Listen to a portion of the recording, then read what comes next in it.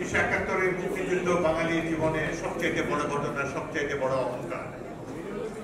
এর সাথে কোনো কিছুরই তুলনা হতে পারে না।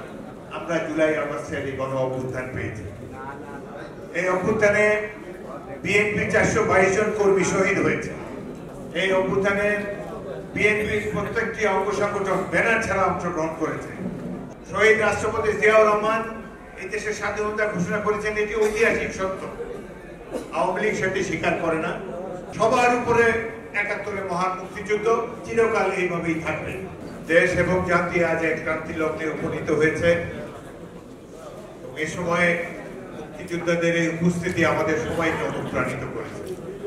বিশেষ করে আমরা আশা করেছিলাম যে আমরা মুক্তিযোদ্ধারা অনেকেই বয়সের ভারে রুগ্ন, এ সময় জাতীয়তাবাদী মশাল কারা ধারণ করবে। আমরা দেখে অত্যন্ত আনন্দিত হয়েছি যে মুক্তিযুদ্ধের প্রজন্ম এগিয়ে এসেছে। তারা আমাদের কাছ থেকে সেই আন্দোলন সংগ্রামের মশাল বহন করে চলেছে সগৌরবে।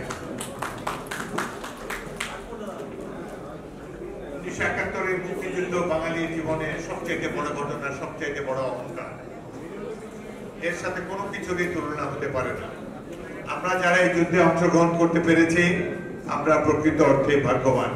এখানে অনেক মুক্তিযোদ্ধা উপস্থিত রয়েছেন যারা তখন বয়সে তরুণ ছিল, জীবনের মায়া না করে ঘর বাড়ি পরিবার পরিজন ছেড়ে রণাঙ্গনে বিপুল বিক্রমে যুদ্ধ করেছেন, দেশটিকে স্বাধীন করেছেন। কিন্তু স্বাধীনতার অব্যবহিত পরেই যার যার পেশায় তারা ফিরে গিয়েছেন এবং দেশ চালনার ভার যাদেরকে দিয়েছিলেন, যারা মুক্তিযুদ্ধের সময় নিরুদ্বেগ জীবন যাপন করেছে কলকাতা এবং আগরতলায়, যাদের জীবনের কোনো ঝুঁকি ছিল না, যারা মুক্তিযুদ্ধের কোনো ঘোষণাও দেননি, তাদেরকে আমরা দেশের শাসনভার পরিচালনার জন্য দায়িত্ব দিয়ে আমরা চলে গিয়েছিলাম নিজ নিজ পেশায়। এই সময় ইতিহাসের অনেক বিকৃতি ঘটানো হয়েছে। এখনো আমরা দুঃখের সাথে লক্ষ্য করছি ইতিহাসকে বিকৃত করার চেষ্টা করা হচ্ছে।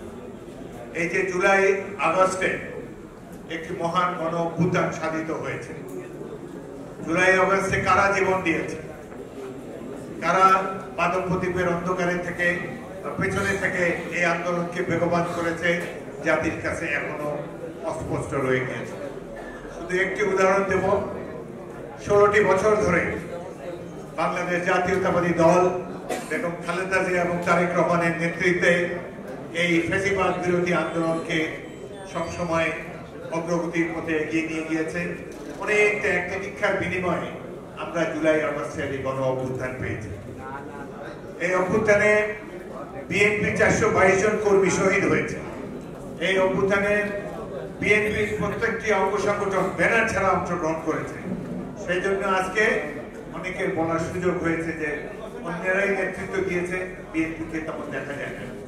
এখানে উপবিষ্ট ইশতিয়াক আজিজ উলফত জুলাই মাসের শেষ থেকেই শহীদ মিনারের প্রত্যেকটি আন্দোলনে এই মুক্তিযোদ্ধাদেরকে সাথে নিয়ে সেখানে অংশগ্রহণ করেছে। এরাই বুলেটের সামনে বুক পেতে দিয়েছিলেন, কিন্তু আমরা এইসব কথা প্রচার করি না। শহীদ রাষ্ট্রপতি জিয়াউর রহমান এই দেশের স্বাধীনতা ঘোষণা করেছেন, এটি ঐতিহাসিক সত্য। আওয়ামী লীগ সেটি স্বীকার করে না। গণ অভ্যুত্থানকে স্বাধীনতার উপরেও স্থান দেওয়ার একটি প্রচেষ্টা একটি মহল থেকে আমরা লক্ষ্য করেছি।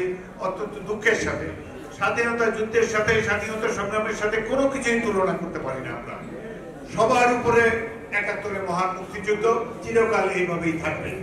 আমরা মুক্তিযুদ্ধকে কাউকে কলঙ্কিত করতে দেব না, মুক্তিযোদ্ধাদেরকে বিভক্ত হবে এটাও আমরা কখনো আশা করি না।